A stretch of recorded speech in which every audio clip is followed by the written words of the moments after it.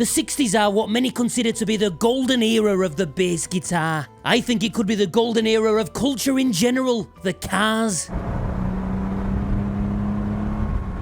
the films, the films about cars. However, I was warned very early in life not to be nostalgic over a time I've never seen. Me dad reckons a trip to a 1960s dentist would shatter any illusions I have to how great life was then. And I wouldn't have just been able to pop to the shop to buy one of those Fender electronic bass guitars like I'd seen in the New Musical Express. Let me explain.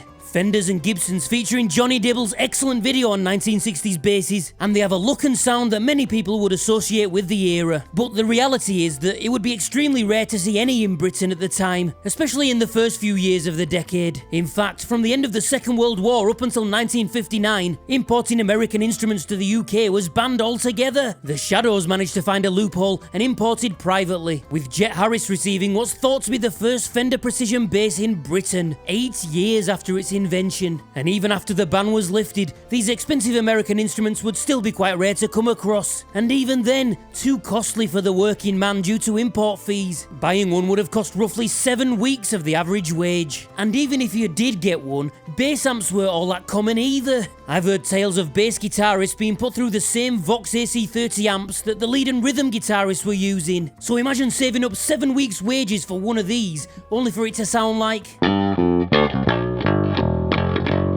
So a lot of budding British bassists would look at the shiny American instrument in the window and then go buy the British alternative, which might look something like this. This is a 1967 Watkins Sapphire bass, which Thomas from Regent Guitars sourced and very kindly packaged and sent over from Wales to me. It had only one previous owner and cost me just £400. 400 quid for a piece of history like this. These kind of basses were very common in Britain throughout the 60s and came under a variety of brand names such as WEM, Watkins and Wilson, and model names such as Rapier and Sapphire, but essentially there's not a lot of difference between them all. This is a Danny-sized bass, 31-inch scale, and it's got some old rounds on it. I imagine when it was originally sold, it would have come with flats, right? And we're going to see how it sounds in a second, but I thought it'd be good to compare it to this, a modern recreation called the Rapier Sapphire, designed by Alan Entwistle. Thank you so much to JHS who very kindly let me borrow this thing. So this is a pretty faithful recreation, as you can see. Also 31-inch scale,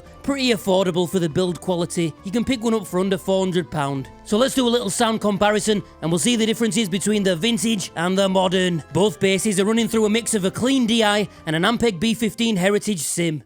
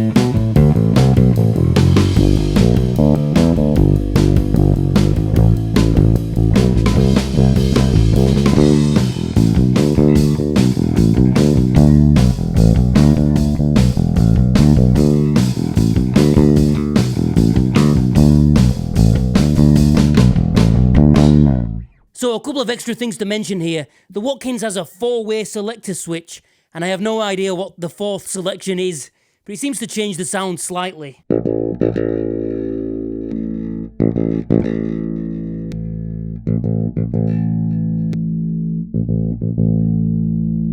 And the 3rd knob on the Rapier Sapphire is actually a mid booster, which is unusual.